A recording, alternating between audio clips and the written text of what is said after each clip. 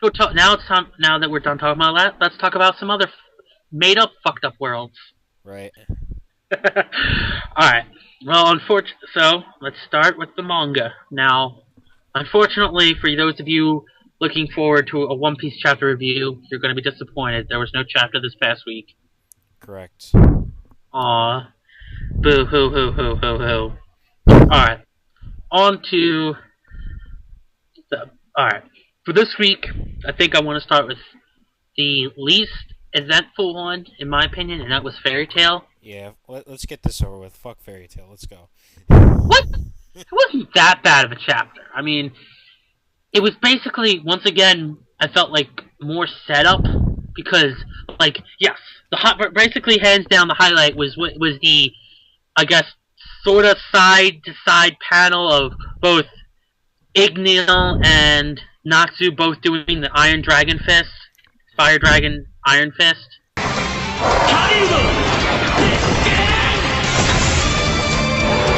Right. To their respective opponents, which was totally badass. But other than that, it was pretty. It was a pretty subpar chapter because, especially a lot of the complaints I've been hearing about is how people are like, well, how come, Natsu out of nowhere is beating the crap out of Mark Gears. Now, when I think of that, I'm like, okay. Yeah, he's still kind of sort of fighting one-handed, so I don't necessarily... And he kind of sort of got, like... I mean, if you looked at his face when he was like, I'm the son of Igneel, and he's like, oh shit. Like, what the hell's going on? It confused him, and I thought he was more off guard, and that in the next chapter, he's going to, regain his ground. Uh-huh. Because Now, as for the whole thing with... Once again, Face being close to activating, and they're like, it's not happening soon enough, even though it's the 50th time the subject's been brought up. We're going to have basically our most powerful member of Tartarus, obviously excluding Mark Gears, because merge with it, so that way she can accelerate its, sacrificing her life to accelerate Face's activation so it can activate, and Mark Gears doesn't have to use both hands to take down Natsu, which he obviously needs to. Mm-hmm. It's pretty much like, it reminds me of when in the beginning of part 2 of Naruto, when Kakashi re-evaluated Naruto and Sakura by giving them the same exact test he gave them when they first started. Uh-huh. And he still tried to fight them off while reading a book, and he quickly realized that wasn't going to work. Mm-hmm. Now, at that point, Kakashi still would have been able to beat them. Yeah. But that's why I feel it's the same. Mark Gears isn't strong enough to beat Natsu one-handed while holding on to En's book. So, it's either put the book down and fight Natsu with both hands, which then risks them screwing around with the Book of End, which could cost them the revival of End, or, try and accelerate his, do what he actually did, which was try to activate Face in an attempt to revive End. Uh-huh. So that way it'll just be all over with, and he doesn't have to worry about having to use his second hand to beat Natsu. But, other than that, and honestly I think the worst part of the entire episode is the fact that, once again, they're setting up for another battle between Urza and the other... Choka, there you go. And the funniest part, and the thing that made it even worse, was the fact that he says, okay, she blatantly outright says, whether it be through stupidity or sheer cockiness, that, oh, you kill me now since I'm now merged with Face. If you kill me now, Face will be stopped. Basically screaming, kill me and you win the day. Yeah. Because unless Face is activated and N is revived, there's no way that Mark Gears is coming out of this. Because even if Natsu can't beat him by himself, he can still do some serious damage and probably will eventually get help from the others once their strength somewhat recovers. Because if we've learned anything from watching fairy tales, if they rest for a few minutes, they'll be good to go in another full-on fight. Yeah. Because I mean, if like just think about it, the Grand Magic Games, even though a lot of people hated it, they went each of the fairy tale members went through tough battles and were seemingly nearly defeated, which is why everyone was pissed that Sting quit because it should have been easy to knock them all off since they were so tired and wounded. And then, was it not even 5 or 10 minutes after Sting quits, they activate the eclipse and the door opens and they all the dragons pour out and they continue fighting? Yeah. So there's no way they would have had enough time to recover. So if they can do it then, they can do it now. I guarantee you that, if Face gets deactivated and it just now the issue becomes just defeating Acnologia and Mark Gears, we already got Igneal taking care of Acnologia, so that will leave every member of Fairy Tail that can stand to help Natsu take on Mark Gears, if need be. But what I'm thinking more so, and this is what I hope, is that N does get revived, and then goes off, because I believe I said this last week, and how I want it to be the same way as Soul Eater did, where when the Kishin got revived, he just, instead of the final battle coming there, he just left and didn't come back for a while. That's what I hope, because if End gets revived and and then it ends up finding out that this is the final battle, that means Fairy Tail would be ending soon, and I don't want that to happen because there's still so much that they can do with it. At least I think. Yeah. Because it's magic. It shouldn't be too hard to come up with storylines. Yeah.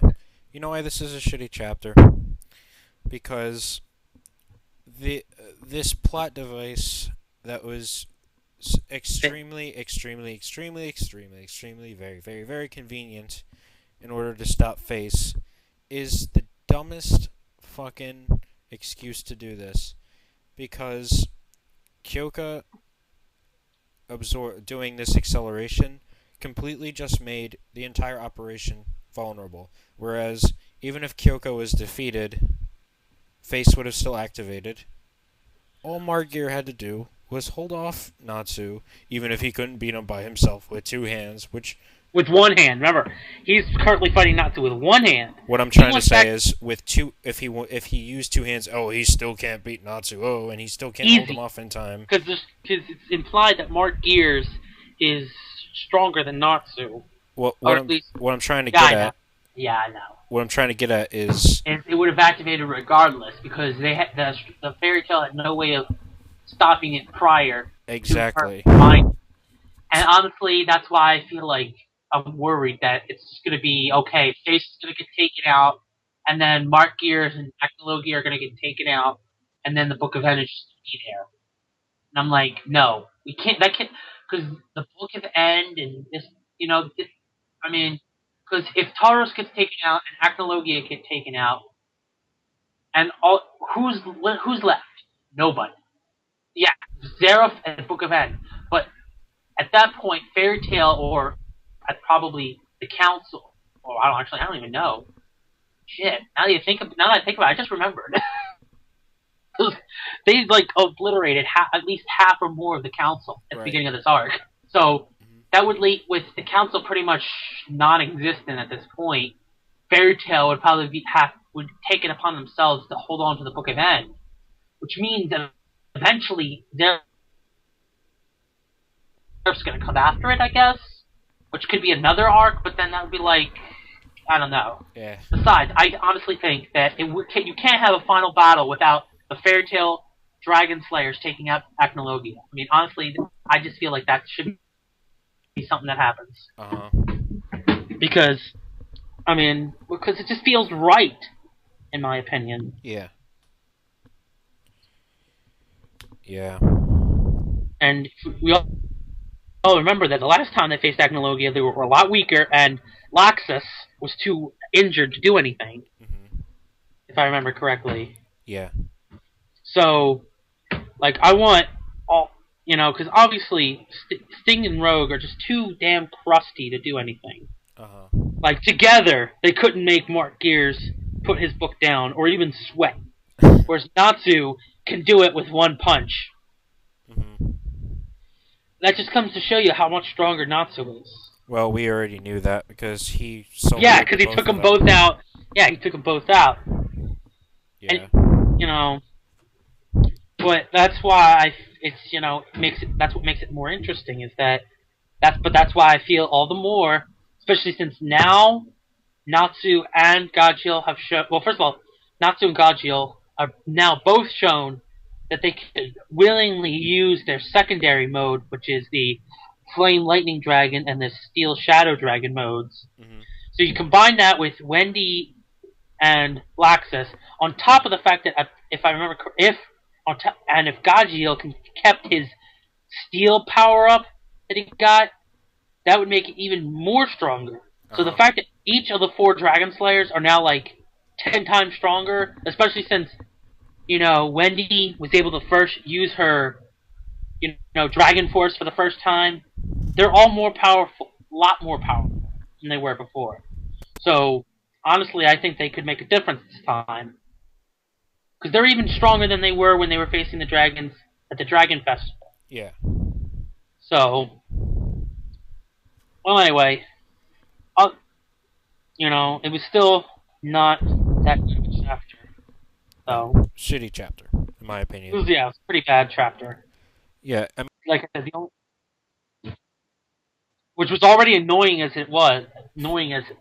From the hands of Wendy to the hands of Erza.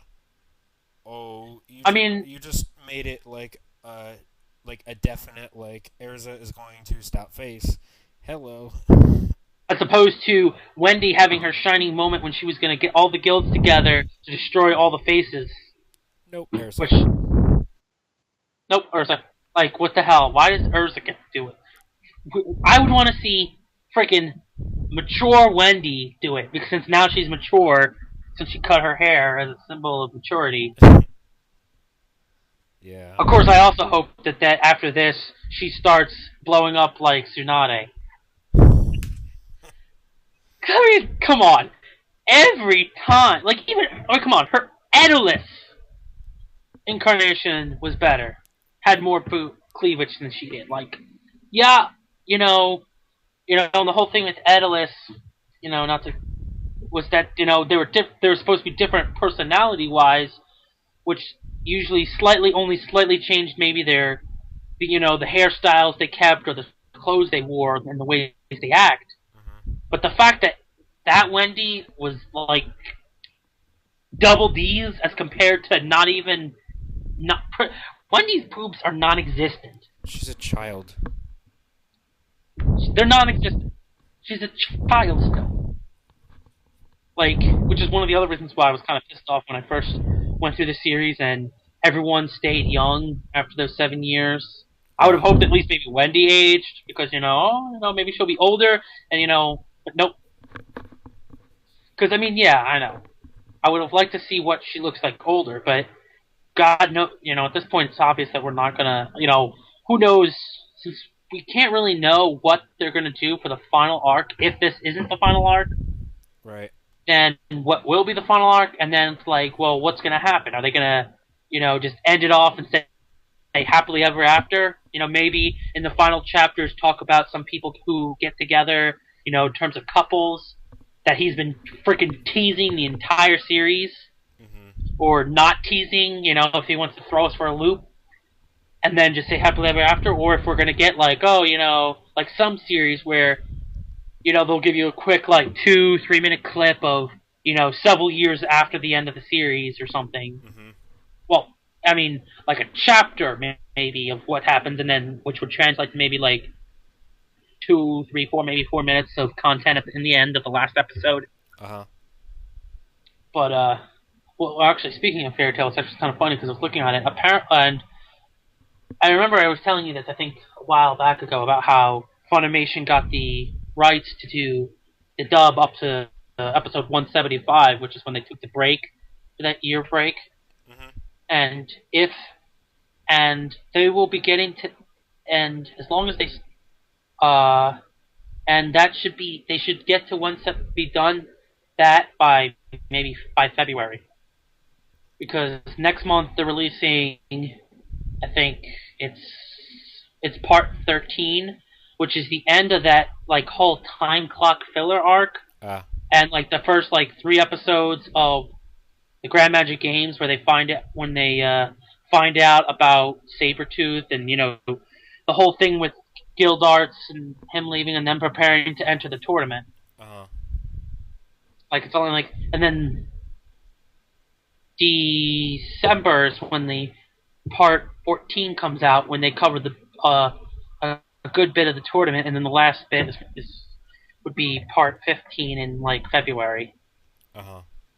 So by February, they're gonna catch up. They're gonna wear out their contract, and then with what they've already acquired for Funimation Dub, and then they're probably gonna take a. Obviously, we're not gonna get any more for a while, since Japan hasn't gotten too many out, or not enough to warrant more episodes English dubbed past 175. Just not just yet. Yeah. Like, I see maybe some more around the time we get to the when they start animating the Tartarus arc. Maybe those Funimation will start dubbing again. Who knows? Maybe. I mean, they already covered the Fairy Tail movie. So anyway, so my final grade, I guess I have to say, is for the chapter was subpar. Yeah, I say shitty. I don't know. I'm kind of biased with the whole Igneal, Nazi thing, but that's besides the point. Okay. See, this is an issue, because I feel that, honestly, I'm saying we'll save Toriko. We'll do Naruto first, even though both were, I feel, real extremely awesome this week. Toriko was more awesome than Naruto. But anyway, so Naruto was interesting, to say the least. I mean, I think it's a really good chapter on certain levels, but then a not so good chapter on other levels. Okay. The first thing we need to talk about is the fact that Sasuke officially declared that, with the fact that he called all 9 tailed beasts, he does not need Naruto living and breathing to get rid of Infinite Tsukuyomi. So his plan now is to kill Naruto in this battle, then come back, kill the 5 Gokage, and then release everyone from Infinite Tsukuyomi. Yeah. Which, honestly, I feel is so badass of Sasuke to do. To even think about. Because, I mean, come on. Sasuke is badass. Can't deny his badassery. Well, I'll say Now, he's better. He at least doesn't have to try at it, whereas Naruto tries to be badass and just no. Yeah, no. no. Now, I should say, understandably, Kakashi's unable to do anything because of the fact that he's still feeling the after effects of the Sharingan. Now, of course, this is where I would like to make the joke that he's too tired from Obito being so far up in him. Oh, jeez. I mean, it's the truth. Yeah, pretty much. I know. As soon as I read that part of the chapter, I immediately thought of that joke and was been waiting to say it. Uh-huh. Now, as for Sakura, she took another dip further down. Like, when we thought she couldn't... Like, not even Bellamy is this bad when it comes to his loyalty for Doflamingo. But, Sakura's worse. Like, it's just insane how horrible it is. It's like, even though I know I can't do a single thing to stop this fight, I'm gonna give one last plea to you, Sasuke. Please don't do this. I love you.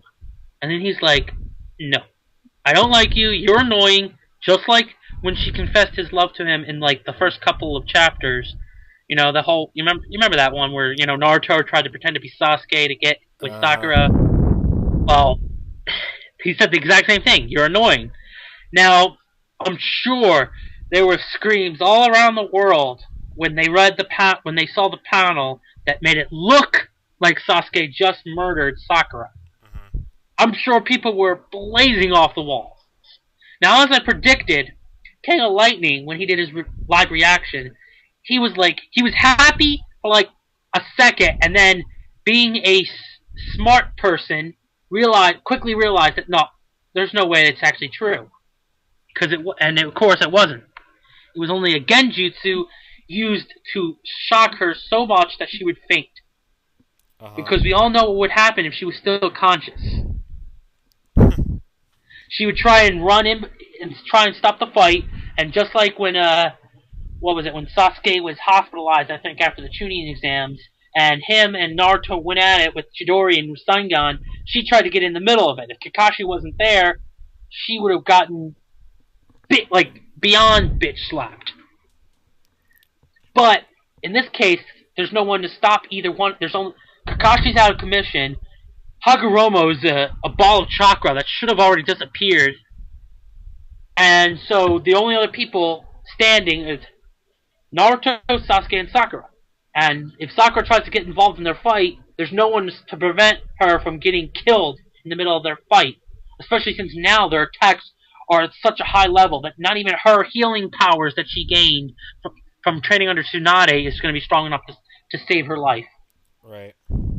Because so even though he doesn't love her, and he pretty much stated how there shouldn't be any reason why she should love him, which is what everyone in the fandom is saying, Mhm. he still cares enough about her to knock her out so she doesn't get hurt. Yeah, it's a good thing though that Yeah. she's knocked out because otherwise she would just provide us with her usual color commentary. Sasuke, Naruto, Sasuke, Sasuke, Yeah, I know. Sasuke.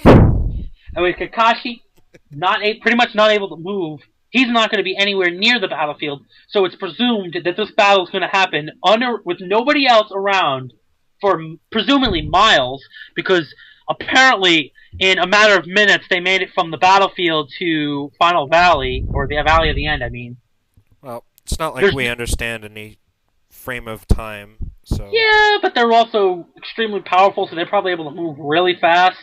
Sasuke at least is, Naruto not so much, but yeah. Well, yeah, but Sasuke to move at his max speed would have to open up his room, but there's not really anything interesting to change places with.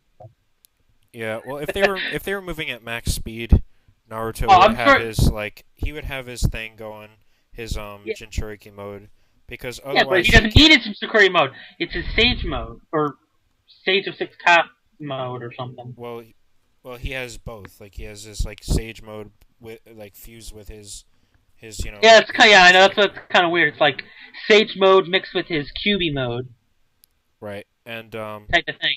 he can't But really keep up with Sasuke otherwise. Let's be But honest. yeah, well, obviously they're gonna go all out, and the whole thing is that the ending was really cool, where they're standing at the same places they were before, and they're getting ready to battle in the Valley of the Edge, and it's going to happen the same way. I mean, now after this chapter, one important in terms of shipping, here's what it's pretty much at this point confirmed for me that this is how it's gonna happen. Obviously, as we know, Naruto's not gonna kill Sasuke. No matter how much he tries to want to, he's not going to kill Sasuke. Sasuke's not gonna let it happen. Sasuke's gonna get beaten, and then he's gonna just disappear. Naruto is gonna end up with Hinata, and Sakura is just gonna be a lonely old bitch who is who's gonna just grow old and lonely because she still wastes her time hoping that Sasuke will one day return. Hmm. It's simply put, if at this point she can't give up her feelings for him, she's never going to be able to love anybody else besides him. So she's going to end up alone. Yeah, I'm not Simply sure put. exactly what's gonna happen because Kishi has set it up in a way that he could end it many different ways. Yes, but in terms of like honestly, there's nobody else. Like the reason why I say that is because there has been not a single other pairing possible for Hinata other than with Naruto. So it's like, you know, whereas Naruto, they kind of sort of set it up between him and Sakura and him and Hinata. So it's like, and you know, so it's like, well, like how's that going to work out? I mean, was it Naruto? Was it what was it? Was it like because what Naruto just turned 17, and so he's obviously not ready for marriage. He's not. He's not going to get married right now. Whoever he gets, like, it'll be more like, okay, we're going to get together as a couple. Just like in now that I can talk about it, Sword Art Online. You know, at the end after the first one, you figure, oh, you know, they promised once they got in the real world that they were going to they were going to get together and be married. But obviously, since they're still not of marrying age, they're just boyfriend and girlfriend. Which is what's going to probably happen with a lot of the couples that are going to form at the end of Naruto, and you know, because they're still like in that 16, 17, 18 age range. You know, so I mean, other than what I previously stated in terms of, you know, Hinata and Naruto definite, and Sakura being a lonely because she can't give up Sasuke and she can't love it, and because of that she can't love anybody else. Other than that, there's not really any other 100% definite couples, other than maybe Shikamaru and Tamari. Which is not even definite, because I'm pretty sure Kishimoto has even stated that Shikamaru may not end up with anybody. I have a feeling. No, I don't know. But other than but that's the other one that's the closest to actually being true. That doesn't mean there are actually going to be any pairings, though. Kishimoto, like most shonens, actually don't end up with pairings at the end, which is an interesting concept, but. Which I know, it's kind of boring because like even like I know most of them, 99% of them don't even have that involved in the storyline. Like they'll hint it and ship it and give all this other oh, the guy like the main character likes this person, but it's all that, and then but usually some of them will at least at the end say, oh, basically either give you a big hint or a confirmation that these people get together or something like that. But I would want at least that, like saying, okay, these people say they're going to get together. I don't care if we get to see them all grown up with children. I don't give a fuck. But if at least we can get some, like, confirmation, 100% confirmation that certain people are getting together. Well, even if they're not the ones we want, I just want to know, like, I want to know that these are the people who are getting together. So... But this chapter, I'm going to say it was between a good and a great. It was mainly the whole bullshit with Sakura that pretty much pulled it down for me. Yeah, I'm not really sure what to give it because I have mixed feelings on the chapter. Not just Sakura, because I'm going to go on a quick minute rant with Sakura, because Kishimoto had her in the right place and then screwed her again. Like, no lube, just fucked her. And, and it was here. It was when Sasuke came back and they were a part of a team again. They started fighting. She was supporting both of them, and hell. And then the big part that really made me go, holy fuck, this was awesome, was when Naruto got Biju ripped. She fucking cut him open and started pumping his heart manually. I'm like, holy fuck, I didn't know Sakura could do something that fucking cool. Yes. And that's the thing it's what makes it worse. It's because they've been building Naruto, Team 7 to be the next Sani, yet Sakura has just been, they give her a couple of moments, but more often than not, they make her seem like crap. Yeah, I know. Which is like bullshit, because honestly, compared to the other two, Tsunade was not a bitch. she could easily go toe to toe with the others, and she didn't seem like when even though her love of her life died in her arms while she was trying to save him, she, even though she was a woman, manned up, grew a pair, and moved on to a point, and lived in outside the village in fear for like 20 years, and still was the weakest Sanin. She was not the weakest Sanin. Honestly, of course she was. She was like, dude, Jiraiya could destroy her. Orochimaru was way stronger. No, Orochimaru was just honest. No, Orochimaru was the strongest. Of course he was. Out of Tensei, everything. Oh, yeah. Now, honestly, I felt like after Naruto, got Tsunade to finally become Hokage and, cure her of all of her fears and whatnot, honestly, I think she could have beaten Jiraiya. Nah. It would have been a good fight. Jiraiya's got Swamp, he's got giant Rasengans, he's got summons. Yeah, he doesn't gotta go no freaking giant Rasengans. He only knows how to do one Rasengan. No, he That's doesn't. it. No. You gotta reread that fight with Pain. Oh, and let's not even mention Sage Mode, first off. Yeah, but that's if he can even manage, if she'll let him get into Sage Mode. Which he can, because he's much faster than she is. Yeah, and he has, the whole advantage of the frickin' toads on his shoulder. He has toads. I mean, he has every advantage. He has Swamp of the Underworld, which is huge. Yes, but he doesn't have the ability to heal. She will heal from the damage he does. She can't heal from the damage she does. That's the difference. He doesn't need to. He'll never get hit by her. She's way too slow. As far as we know, we've never seen, the only time we saw her really go all out was against Madara, and Madara just bing, just pretty much flicked her aside. Someone hasn't read the data books. No, the data books.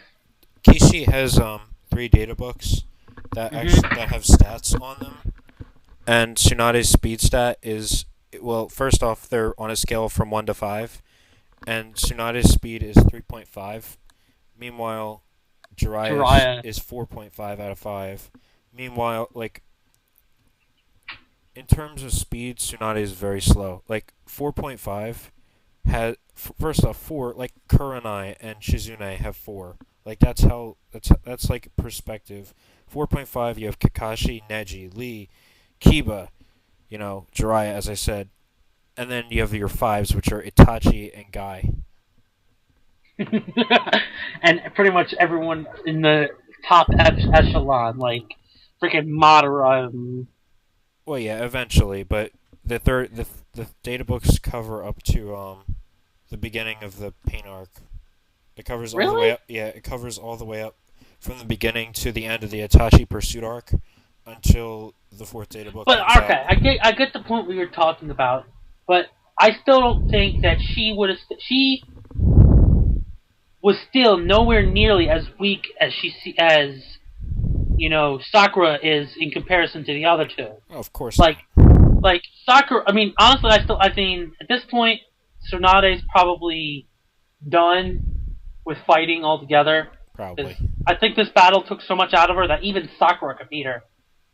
Maybe. Yeah. But the point is that Naruto and Sasuke has the advantage of the fact that not only they're just had such much stronger, masters, or teachers, whatever you want to fucking call them, but also they're friggin' reincarnations of Indra and Ashra, and they've just been getting stronger and stronger and stronger, and no matter how hard she tries, she's never gonna catch up to them or even be as close to them as Tsunade was to the other to Jiraiya and Orochimaru. Yeah, just never. True. And also it just seems so useless. She seems like any other medical ninja. The whole speech they give about them two that she stole from Tsunade, that basically Tsunade said that, because of if you learn my technique, or should I say my grandfather's technique, you can, as a medical ninja, you can still fight on the battlefield because you can no.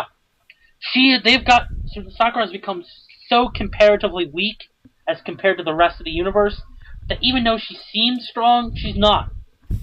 And all she can really be good for is mass healing. Right. And it's like, I feel disappointed because, like for instance, a lot when Sakura, punched Kaguya to prevent her from escaping from the Chewbacca Tensei, everyone was like, no, that's stupid. They were like, oh, if it was Tsunade would have done a leg drop, and it would have been much more effective. Something like that. Like complaining that Sakura can't even though she could probably beat Tsunade right now, can't even live up to Tsunade. No, not really. Now, it has nothing to do with the fact that Tsunade has a much bigger bust.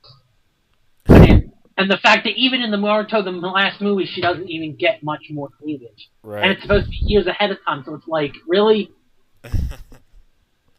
Yeah, and then people are trying to say, oh, well, Tsunade, she just was one day kind of sort of flat-chested, and then on the next day she was just, like, gigantic. But I'm like, no, that's not how it works. It's not going to happen for Sakura because it's not how it works. She's not just going to wake up one day and her boobs be 20 times bigger.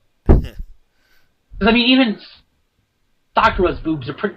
It's that, honestly, like, as small as they are, it's just, like, they're barely there. 20 times 0 is still 0. Exactly. No, there's enough there, like, there's something there, It's... I don't know how to describe it.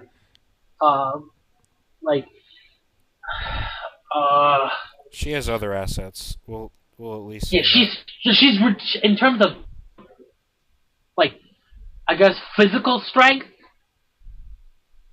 The only thing she has got going for her in terms of the only thing she has. There's two things that she has over Naruto and Sasuke. One, she's a much better. She's the only one of them who can heal, and she can heal at a great speed. And in terms of actual physical strength, not just freaking giant ass jutsus that could do destructive damage, but like if they were to do like a weightlifting contest, Sakura would beat both of them. And what's the sad part? Is that it doesn't matter. Is that Naruto actually beats her both in both of those things now, because Kyuubi's chakra heals all that. Naruto, because of Jesus mode. Not even just that. Biju mode Naruto used to heal him, and then not to mention. No, but the whole it's. Not to mention the steam power that he got in order to overpower Kaguya in one part. He's got better physical strength than her too now. I know and he heals better. Yeah, but you have it. But he's better. But Sakura's still better in terms of mass healing. Like Naruto couldn't heal an entire army of people at once. He can. He kind of, sort of did. No, when? Don't give me that bullshit about when he shared his Kurama's chakra. That wasn't healing. That's exactly what I'm... That's not healing. Yes, that's it is. Giving them chakra so they can actually stand a chance against the Ten Tails, and that didn't even work. Well, that does heal, believe it or not. It does. It just doesn't... Not to the same degree, of course. Yeah. And in terms of Sakura's healing abilities with the whole... whatever that diamond thing is fucking called. Well, yeah, with Katsuyu, she can do it, but... She can consistent... Not only is she consistently healing, and it also, when activated, increases her power, but she can use it technically to remain young forever. Right. Until she dies. But at this point, obviously, she doesn't need to do that because she's still young. Mm-hmm. But... Where is she? No. What? Where is she? What? Sakura? She's the same age as Naruto and Sasuke. It's a joke. I know. I like it back in the day. Like, that part, at least, isn't that big of a deal. Like, it was more of a deal back when Tsunade was using it as a way of getting out of friggin' debt collectors. Right. By turning herself into a little girl so no one would recognize her. Like, that's when it had more use. Right. Seriously. Because at this point, if someone young having that power, it doesn't make any difference. Yeah. So overall, I thought I don't really know what to give the chapter. So. I mean, I think it's more of a. I gave it pretty much a somewhat good. I guess I'm leaning now that I'm leaning more towards just plain old good. Or okay. I'll give it an okay because it's just so many things. It was a lot of good things that happened, but there was a lot of things that were also going against it. Right. But the good news is that there's literally this one thing that does have going. Another one of the things that has going for it is the fact that it literally set up that this fight is definitely going to start in the next episode or chapter, and is 100% guaranteed to be uninterrupted. Like, I don't think there's any loophole he can come up with. Right. Because everyone's either in the Infinite Tsukuyomi, dead or unable to move at this point. Uh-huh. And don't try. And if for those of you out there who are trying to give some BS that Hagoromo's brother is going to somehow get involved, if he was going to be involved in the story, he would have happened already. Yeah, Neji wouldn't have died if Hamuro was going to get involved. What do you mean Neji wouldn't have died? You're going to say that now that oh yeah, you're actually not? Yeah. Because the Byakugan was probably most likely passed down on that side of the family. Mm-hmm. So, or friggin' Hinata would have gotten a big power boost. Yeah. That would have been hilarious. Seeing her just beast out. Yeah, no, never gonna happen. That would have been funny, though. Like, come on, you can't tell me that wouldn't have been a filming. I would laugh, but then I would say, Kishi, you are one dumb motherfucker. No. Wouldn't it have been funnier? No, funnier if you would have done that as a part of, like, Hinata's Infinite Tsukuyomi dream that one chapter when they were showing everybody's dreams. Mm-hmm. If she would have been, like, beasting out with some, like, super Sage of Six Paths Byakugan powers. Uh-huh. And then we're like, yeah, I'm helping Naruto! And then we realize that it's only the Infinite Tsukuyomi. Uh-huh. That would have been hilarious. But, alright, so let's move on. Yeah. I think we talked about that enough. Because now we got Toriko to talk about. Yeah. Once again, another amazing chapter, like, woo! Amazing. Now, where to begin? At the beginning, I suppose. Friggin' Shigematsu still getting Kugi. Now, people were complaining, people were bringing up the whole point as to whether the Mugen Kugi punch is actually infinite. Which we brought up last week, but yeah. But it was more so this week because people expected Shigematsu to be smacked into space, but instead he was going across the gourmet world until a couple destroying creatures along the way who tried to eat him until a couple birds grabbed onto him and then ripped him apart. Yeah, that was kind of grotesque. But it's Toriko, it might not. It's pretty, gruesome when it wants to be. Yeah, it's not the worst thing that's happened in the series. Nope, but a lot of people were like, well, shouldn't the pieces that he ripped apart, still be getting Kugi'd or something? But that's besides the point. Because then the whole thing, while he's flying, you see the flashback of Toriko saying, I'm with that about the whole thing about Joey cooking these people's minds or tastes or whatever, and did damage to their gourmet cells to make them think like he does. And so, in order to bring them back, he has to do enough damage, even more damage. But most likely, as we've seen in Shigematsu's case, his turn back to the good side isn't long lived. Right. Because he pretty much literally moments before he got eaten, he finally came back, but it was in vain. Because it basically says, okay, it does. Joey's done so much damage that in order to do enough damage to bring them back, they'll probably die. Mm-hmm. So it's okay, I mean, I guess Toriko wants to call it bringing them back to good side, but it's still killing them. Yeah. Whether they turn good before they die is doesn't matter at Hmm. this point. Now, honestly, I don't know what to say when it comes to Toriko's jet attacks. You mean his Like, gear second plus gear third attacks? I mean, that was just like at first I was like, what, like I'm like, dude, why the hell are you copying Oda?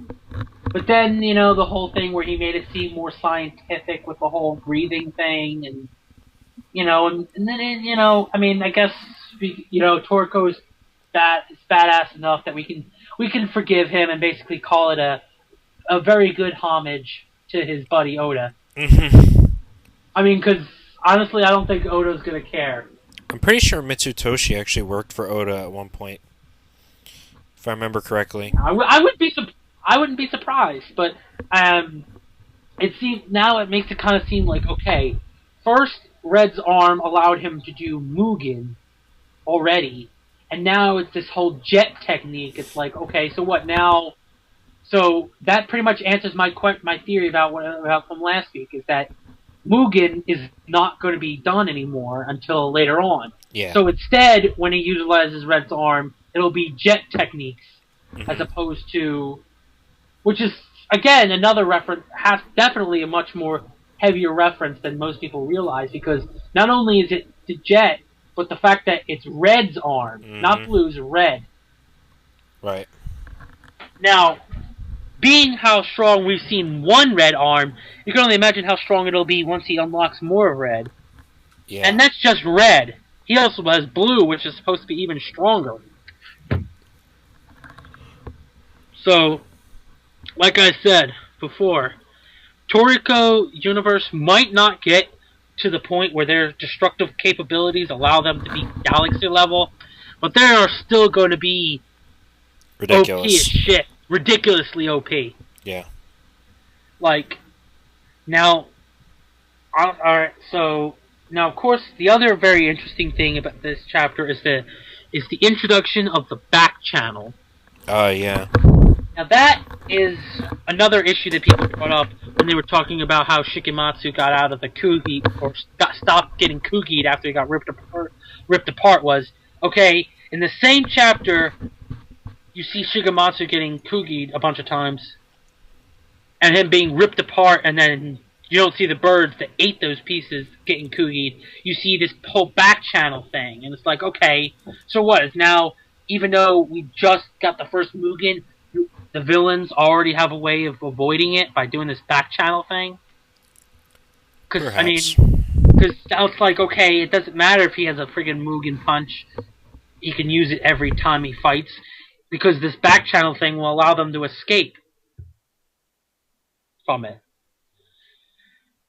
Now, of course, before Teppei bitched out and left, we got to see him get destroyed by Toriko, or should I say, his arm got destroyed by Toriko, and then everyone there was just like, "Where the fuck are you gonna go? Where the fuck are you going? You're not going anywhere with all of us surrounding you." And then, which was badass to the, just Toriko's characters being badass like normal, and then he just disappears. Nobody, the only person who has anything is Toriko, still having a lingering scent, but not enough to um actually do any, like, track it. And so it's just kind of stupid. Now, the last part of the chapter is the fact that not even the combination of the dark cooking healing techniques and the friggin' Borgin fruit can bring back Kumatsu's heart. It's gone. It's been like, it's just plain old gone. It's just, and they can't heal it. And it is insane, because now not only are we going to get to go to the next continent, but now they're going to rush to the next continent because they have to get the next gourmet Akashia's full course ingredient, pear, the soup, pear, in order to heal Kumatsu. And it is the mountainous continent, continent of mountains. So it's going to be interesting to see which our 8 king is going to be guarding this one. Now, it's presumed.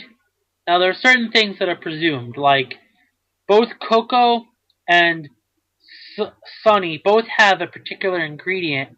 I believe Coco, it was Adam, and Sunny, it was Earth, were the ingredient, Akashia's full course ingredients that they were interested in. So, it's commonly theorized that those ingredients are going to be respectively guarded by the Mother Snake and the Mother, or the Queen Crow, the Emperor Crow, there you go, Emperor Crow. And it is also said in the lore that the Battle Wolf is supposedly the strongest and the fastest of the 8 kings. So it's presumed that it's going to be guarding God. So with those out of the way, it's going to be like, well, what's going to be guarding the mountains? Who knows? You know, some people say there was one of the 8 kings that looked sort of like a tiger. Some people, and they think it's going to be that one. Some people said it was going to be the ape-looking one, which wouldn't really make sense. Apes and mountains, who knows, you know. But, so it's going to be interesting to see which 8 king is going to be guarding this island, or this continent, and what powers it's going to have. Because other than just being strong, ridiculously strong, they got to have some other form of advantage. Now, the other interesting thing is the nickname for the pair, which is the coin of 2 same sides or something like that. And it's like, well, how is that? Why? What does pear look like, and what can it do for you upon eating it that it would be given such a name? Or does it have to do something with the with the 8 king that's going to be guarding it? So that's definitely going to be interesting to hear, to see. You know, and as much as I've been really loving this arc, and it's sad to move away from Heracles, heroic kick action, but it's eventually we got to move on, and get to the other ingredients. Of course, the other main unfortunate thing is the fact that because they screwed up the anime so bad, we're not going to get to see this stuff animated, at least not in the foreseeable future. Maybe many years down the road they'll redo Toriko just like they did, other animes like Hunter x Hunter, because I remember a lot of people talking, because apparently I believe Hunter x Hunter was animated at one point, and then it didn't really do good, so then it stopped, and then they rebooted it as Hunter x Hunter 2011, so where I think they supposedly started from the beginning again, so I think they might do something like that, like like what they did with Brotherhood, where they'll stick closer to the manga, and hopefully this time around it won't be if they redo the Toriko anime, they don't sit there and make it so that air it on at a time in the morning on like a Sunday morning when kids are watching, so that way they're forced to downplay and censor heavily the gore in the series. Because it might not be a horror series where it's super duper gory, but Toriko has a lot of gory moments that shouldn't have been nerfed. So hopefully somewhere down the road they'll reboot the series, start from the beginning and then do it the proper way. Now, of course, that could be by the time they decide to do that, we could be either done or almost done the series of Toriko, which in that case would mean that they wouldn't have to they'd virtually not have to do any filler, and they'd probably pick the pacing up just a tad bit. I mean, I'm not exactly sure because I'm not an animator. I don't make the shows. So, let's see, what else? Um, well, in terms of the manga, at least the stuff that I read weekly, that's pretty pretty much over. Uh, I guess my final assessment of the Toriko chapter would have to be an amazing chapter once again. Yeah, I'm gonna say it's also a very good chapter. Alright, so this is a bit unusual, but I'm actually going to record a separate thought here of Toriko, since last night, as of that Tuesday night where we recorded the main podcast segments, I was in and out during the Toriko manga review, and so I had to do something, had something to take care of, and so I couldn't be here for the majority of the Toriko review. So I'm just gonna briefly just kind of give my basic thoughts on this chapter. Um, I thought this was a very good chapter, mostly because of Toriko, of course. I thought it was interesting how um, all of his attacks became like jet versions, and obviously we mentioned about a tribute perhaps to Oda, and also his arm was like big, almost like a Gear Third type of thing. So yeah, there's always that. And then when you see his jet fork, it actually goes into space. That's how far it reaches, which is pretty interesting. And the the explanation for why it's called jet makes a lot of sense. It makes more sense than obviously the One Piece jet. And so then we see friggin' Tepe like mirror the Gear Third Mach thing, and his just gets completely wrecked. And we see Toriko. He lands a bunch of oras to Tepe with his gigantic fucking arm, and uh, he's screwed. And he says we're gonna report to Joe or Joa, however it's pronounced. And he says he can't bring back air. And then we finally get the back channel where Tepe disappears from the back channel.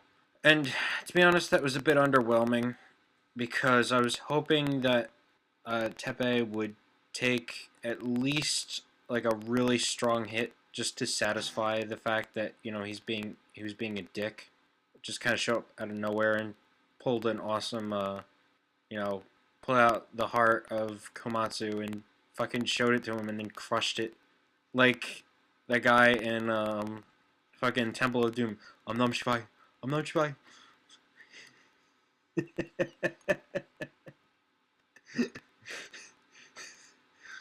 So anyway, I thought this was a very good chapter, and so yeah, that's it. Okay, everyone, welcome back to my side of the manga reviews. So this week I'm gonna start with Shokugeki no Soma episode, or rather, chapter 87. So in our last chapter, we found out that Soma started bringing out all different types of meat, and now this chapter starts off with the continuation of this surprise, and Soma's saying, all these are their meat that he bought, the morning, and now everybody is now assuming what this is. This is ad lib or improvisation, and it even looks like it a little bit because you see him like wonder what to do with each type of meat, and you see him start to do all these different techniques with the different types of meats. And it's funny because the one person's like, what, he ran away? But he just grabbed, I think it was a pressure cooker, whatever a shichirin is. I'm not sure what that means. I think though that it's a pressure cooker of some sort. And so Subaru gets cocky again, and he's like, you're one of those types. There's two types that he identifies. The one is like trying to like change the dish from what they say they're going to do, and the ad lib, which is the blank slate. Like if you don't think anything, they won't be able to read what you're going to do. And so he thinks that Souma is doing the latter, and now he's pretty confident that he's going to win. And he actually reveals that he knows that Souma dropped by what's his name's apartment, Takumi, and that he bought like a shit ton of meat after that. And so we get to see Subaru's tasting, and this is where it gets a little yeah, because the girl with the huge boobs starts showing off her knowledge of like French stuff, and then we see what it looks like to her, and we see like this fucking bull who's like has her in like a headlock, and she's like wearing what I don't even know what the hell she's wearing, but it looks great. And so they called it Cross Impact. We see one big panel of Dojima taking it like a man. And now everybody's all like, oh crap, what's going on? Subaru's got this. And then we get the great panel. There's always just one panel with Souma that's just like, holy fuck, this guy is awesome. And that is the panel where he says, I also spent this whole week thinking about you, That is like, yo, Souma. And so now all of a sudden, Subaru's like, what the fuck? And all of a sudden we see this like steam, or smoke rather, and now all of a sudden Subaru is starting to sweat. And he's actually afraid of what Souma is going to bring out. And of course he says, it's done. And we see another great panel of Souma's face with the smoke coming out of it. Just after we see Subaru sweat saying, what am I afraid of? So that's the chapter. One thing I liked about the beginning was where he says it's done. Or Subaru says it's done. And he starts to sulk. Like that's his catchphrase, but it's not really like it's done is not a catchphrase. I'm sorry, like it was nothing much is a good catchphrase. That definitely is one, but to call it's done a catchphrase is kind of like a. So that's it for the chapter. I thought it was a good chapter, and that'll be about it. And hopefully we'll have chapter 88 this week as well. Alright, guys. Guess what? We had chapter 88 this week. So we got a double chapter. Now, I just read this chapter, and I'm happy. And you guys know why if you read the chapter. So, starts out with the tasting, essentially. But we see, like, his, how it looks. And it just looks like it's just scattered, like, aimlessly. And the attitude girl, was like, I hope you're not screwing with us. But he says, this is all like the garniture, and we see Subaru kind of like think that like he really just threw a bunch of ingredients together, and that it's not going to like reach his level because he created it with like he smoked, the bacon and stuff like that. Then they actually get to the tasting, and everything just turns around all at once because this we see the reflection of what his dish tastes like, and we see them all in like on a ride on a roller coaster, and they're going nuts. And the attitude chick she is completely gobsmacked. She cannot handle it. And, Subaru is obviously like, what the hell is going on? And what he doesn't realize is that, everything that Souma did with all the meats stacked up better than his bacon stacked up with the stew. And so, he's asking, like, how could this improvised dish do better than, like, my planned dish? And, Souma reveals this is not improvised. Well, not to the sense where this isn't a last minute improvisation. This is actually something he was planning since the morning, and he had kind of figured out like how to do this step by step, and he kind of reveals how he got the inspiration for the dish with based off a different dish like a chikuzeni. I've never heard of that before, but he got his inspiration off that dish where you cook each meat separate and then you reconstruct it into the single dish, and it creates like some sort of balance. And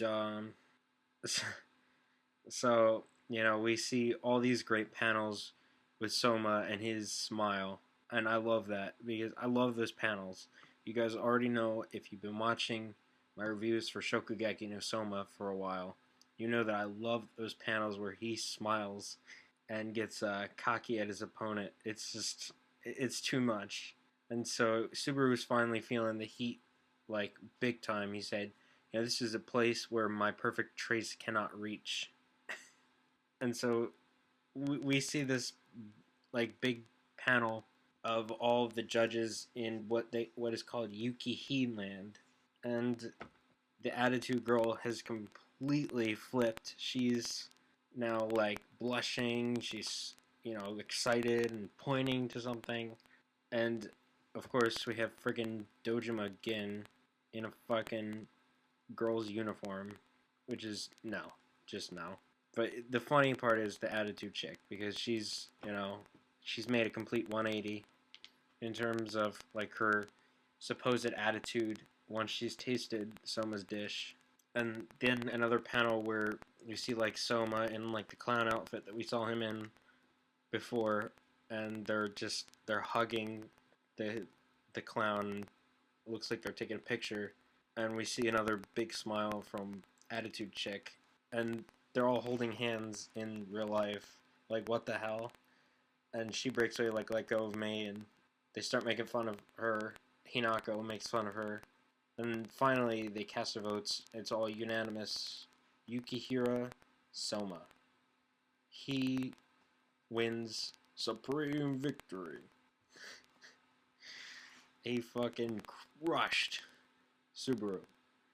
Obviously, this was expected, not only because he's the main character, but because Subaru, as good as his gimmick is, he's not as good as Nakiri Alice was. So I didn't expect much from Subaru. I didn't expect him to get as far as Alice did with him, and that ended up being true. Alice kind of almost beat him, in the sense, because of her, she's so precise with her technique and her, like, gastronomy. But Souma, edged her out in that one. So, finally we have, Hayama and Kurokiba, who are going to face off next. It seems more likely right now that Kurokiba wins this, but you never know. There is some type of hinting that Hayama could win this, where Souma and Hayama talked before the whole tournament thing started, and Hayama was the one that defeated Souma in the preliminaries with a higher ranked dish. But that was curry. It's like curry was his specialty, so you never know. I still expect Kurokiba to win this because he beat Todoroki, and he's hyped up to be even better than Alice.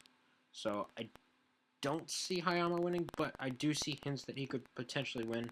I'm excited to see that match, and then we'll watch Souma probably beat Kurokiba or Hayama. It's pretty much a given. But it would be interesting if he didn't win, I think. If he lost to Kurokiba.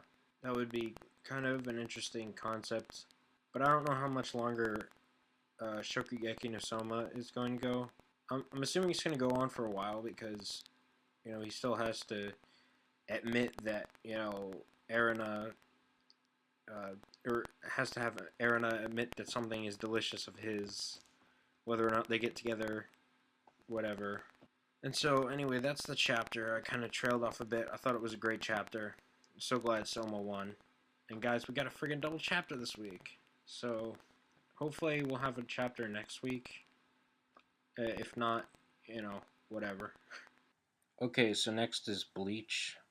And in this chapter of Bleach, it starts off where Ichigo and all of them are about to launch, and then they get stopped by Ganju. And I really don't care about him at this point. I just want them to get the fuck to Royal Guard. But he says, he has the map. And, the dialogue between him and Ichigo is fine. It's classic, but it's, not that funny. But he has the map to the place.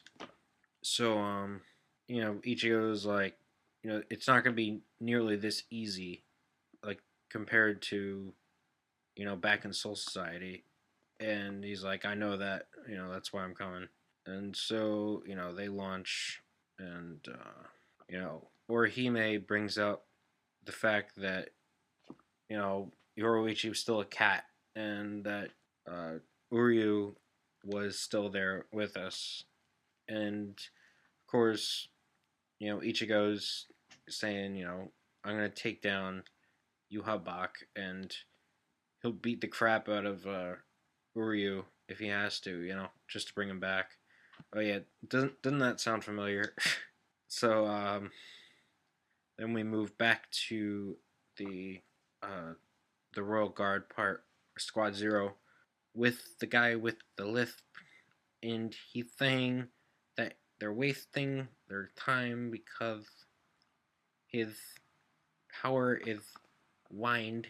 I thought it was wind, but I think it's wind because all his attacks are turning. His attacks, not his attacks, but the other attacks, they're kind of turning around.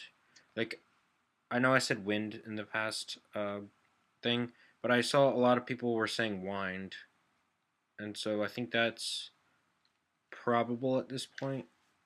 I think that makes more sense. I think. Because it was saying, like, all the enemies that he's seen have turned away in fear. So, like turned is even in, or thurned is even in a quotation mark. So, yeah. It makes more sense in that regard if it's like some sort of like spatial manipulation. That means it's like powerful enough to withstand attacks from Squad Zero rather than if it was wind, it shouldn't be strong. Like, they should be able to overpower it. But Senjumaru says, it's a slip of the tongues because, he said that, like, all the enemies he's seen, and so, what about the enemies he hasn't seen? And so he says, he's not really that eloquent. He's not really good with words, so he can't, he didn't exactly mean that. And he's like, whose abilities he's seen instead. Swords, he's seen that type of ability, I guess you could say. But, that, again, was also a slip of the tongue because when he cuts the soldiers in half, but that also was, while he was doing that, Senjumaru altered his clothing, which she really does work fast. And this particular adjustment impales his ass with these spikes, which is fucking awesome, by the way. So far, Senjumaru is a great Squad Zero member, because not only did she do this, She pissed off Kurotsuchi, saying like his fucking defenses or his security is not nearly as good as it was back in the day when she was the head of the research and development. And then when Renji came in, she told him like strip, and he's like no, and she threatened to cut off his dick if he didn't strip. I'm like yo. Sanjumaru is awesome. She's great so far. I wanted to see like her interaction with Byakuya because you never know. Like she probably like told him to strip, and he probably did, and she saw like hearts, and you see like hearts in her eyes. Like holy shit, that's something I wanted to see. I wish they would have shown that interaction, but unfortunately, I kind of glossed over the reconstructing of Byakuya, so to speak. We just saw the see him wake up with Rukia and say, you know, I don't even have enough strength to feel woozy. So that's basically the chapter because Sanjumaru gives him a speech and spikes from the clothing come out and impale him, and he's probably dead. We'll see, but it seems likely that he's dead. But he may go into his Vostandig, or however you say it, Vostandish, or I think I've heard it said. I don't know, but he may go into that form pretty soon, or he'll die. I don't know. I don't really care. I'd rather see him just die because I don't care about him at all. Stern Rider W. I just want to see what Yuha Bach has as like a counter to that because she can alter his clothing too, you know. So I guess maybe Hashvald or Uryu might get involved. We'll see.